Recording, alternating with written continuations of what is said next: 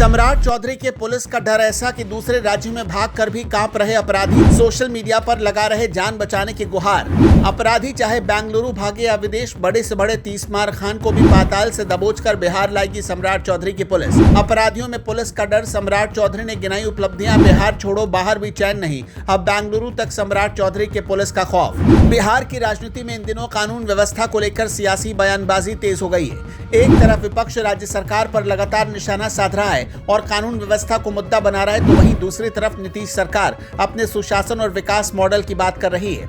इसी बीच सूबे के गृह मंत्री सम्राट चौधरी का बड़ा बयान सामने आया, जिसने बिहार की राजनीति को फिर से गरमा दिया है। दरअसल बीते कुछ समय से सत्ता पक्ष और विपक्ष के बीच आरोप प्रत्यारोप का दौर जारी है। आरजेडी और अन्य विपक्षी दल जहां राज्य में अपराध के मामलों को लेकर सरकार पर सवाल उठा रहे हैं, वहीं सरकार की ओर से दावा किया जा रहा है कि बिहार में कानून व्यवस्था पहले से ज्यादा मजबूत हुई है। इसी मुद्दे पर गृह मंत्री सम्राट चौधरी ने आरजेडी पर सीधा हमला बोला। सम्राट चौधरी ने कहा कि बिहार की जनता ने चुनाव में आरजेडी को नकार दिया और सीटों की संख्या में उसे काफी पीछे कर दिया है। उन्होंने ये भी आरोप लगाया कि आरजेडी के अंदर लोकतंत्र नहीं है और परिवारवाद हावी है। गृह मंत्री ने कहा कि लालू प्रसाद यादव ने अपने पुत्र को पार्टी का कार्यकारी अध्यक्ष बना दिया है, जो इस बात का संकेत है कि पार्टी में आंतरिक लोकतंत्र कमजोर है। उन्होंने ये भी कहा कि जो लोग आरजेडी में हैं, वो अपनी मर्जी से वहां काम कर रहे हैं, लेकिन जनता ने अपना फैसला पहले ही सुना दिया है। सिर्फ राजनीतिक बयान नहीं, सम्राट चौधरी ने बिहार की मौजूदा कानून व्यवस्था को लेकर भी बड़ा दावा किया।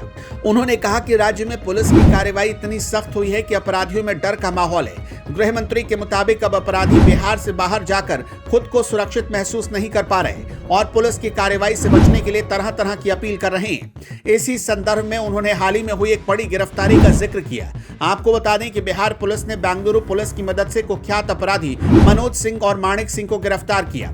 पुलिस के मुताबिक ये दोनों लंबे समय से फरार चल रहे थे और दूसरे राज्य में छिपकर रह रहे थे।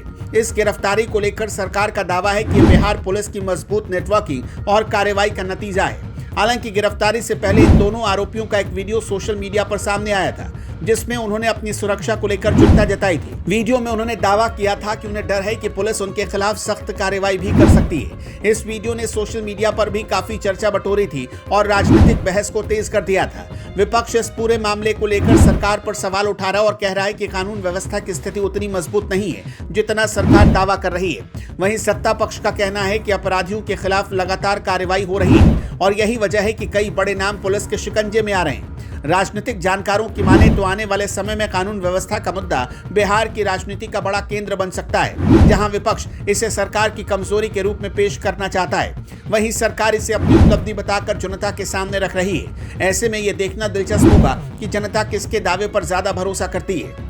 फिलहाल गृह मंत्री सम्राट चौधरी के बयान के बाद सियासी माहौल और गर्म हो गया। एक तरफ सरकार पुलिस की सख्ती और कार्रवाई को अपनी सफलता बता रही, तो दूसरी तरफ विपक्ष सवाल उठाने से पीछे नहीं हट रहा। अब नजर इस बात पर रहेगी कि आने वाले दिनों में कानून व्यवस्था को लेकर राजनीतिक बहस किस दिशा में जाती है और इसका असर जनता के बीच किस तरह दिखाई देता है।